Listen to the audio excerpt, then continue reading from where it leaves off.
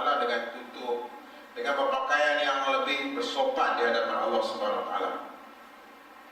Tuan-tuan dirahmati Allah Subhanahu Wa Ta'ala, Allah berfirman, iaitu suratul Al-A'raf 31, khudhu zinatakum 'inda kulli masjid, ambillah perhiasan kamu ketika kamu datang masjid.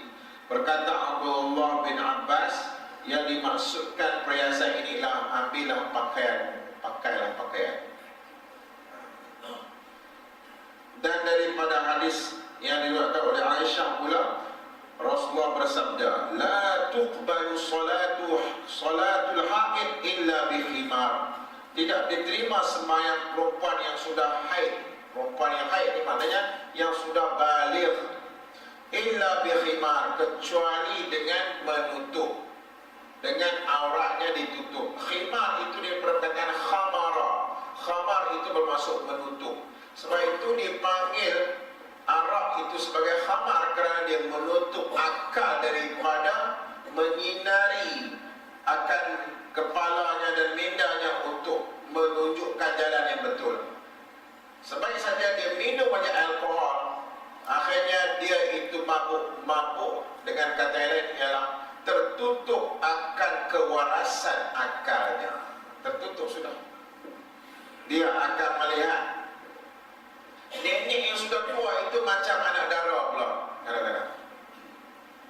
Dia yang sudah mabuk, kadang dia itu nampak jalan yang dalam keadaan yang luas terbentang, sedangkan jalan itu sesak kami. Alkohol kah, ataupun ekstasi kah, ataupun yang memabukkan, setiap yang memabukkan, ketum kamu kalaulah dia buat yang memabukkan. Kadang-kadang ketum itu asalnya boleh kalaulah diminum hanya untuk mencegaskan dan melancarkan darah, tetapi dicampur pula dengan ubat gegat lah, ubat nyamuk lah, bubuk 100 plus pula, campur tu yang jadi bengong. Kalau dicampur aduk menyebabkan dia hilang akan kewarasannya, maka itulah yang dipanggil khamar. Itu yang dipanggil khamar. Dengan sebab itulah mazhab Hambali sedikit berbeza dengan mazhab Asy-Syafi'i. Mazhab Syafi'i mengatakan bahawa diharam arak itu kerana najisnya. Berbeza dengan mazhab Hambali mengatakan diharam arak itu kerana kemabukannya. Justru ia akan memberi satu impak dan implikasi yang berbeza. Di negara-negara Arab dan Timur Tengah, mereka memakan perfum untuk pergi ke sembahyang dan untuk bersolat biasanya, perfum. Walaupun dia itu alkoholik punya dan ada alkohol, pakai perfum macam biasa. Kerana mereka beretikat dan mereka bermazhab bahawa alkohol itu diharapkan bukan kerana najisnya, kerana mabuknya. Sebab itulah bila ayat pengharaman arak itu turun, para sahabat tuang terus tong-tong itu yang berisi dengan arak dan tunggang sehingga menyebabkan banjir di jalan-jalan dan lorong-lorong di kota Madinah.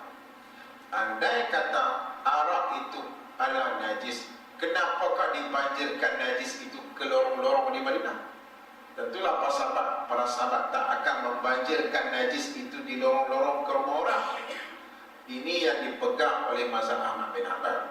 Tetapi macam saya katakan tadi, pegangan di Malaysia, di tanah air, di Nusantara, di Melayu, kawasan Melayu kita ini, alkohol ialah najis, arak itu ialah najis. Bermaksud kalau dia meniti kena kat baju kena cuci. Itu sebagai untuk kita memahami dengan open minda kita, dengan minda kita yang agak terbuka, dengan kita mudah kadang-kadang mungkin menyesatkan dan menyalahkan kadang-kadang saudara dan sahabat kita. Mungkin dia berharap yang sedikit berbeza pahaman dalam hal berkenaan dengan penggunaan wangian yang ada alkohol itu, kerana ada khilaf di situ. Tetapi kalau nak ditutupkan isu ini, saya menutupnya dengan berkata, kalau kita ada dua option, sama ada perfum yang ada alkohol dengan perfum tidak alkohol, lebih baiklah kita pakai perfum yang tidak ada alkohol. Lebih baik ya, kita pakai perfum yang tidak ada alkohol, itu lebih baik lagi lah.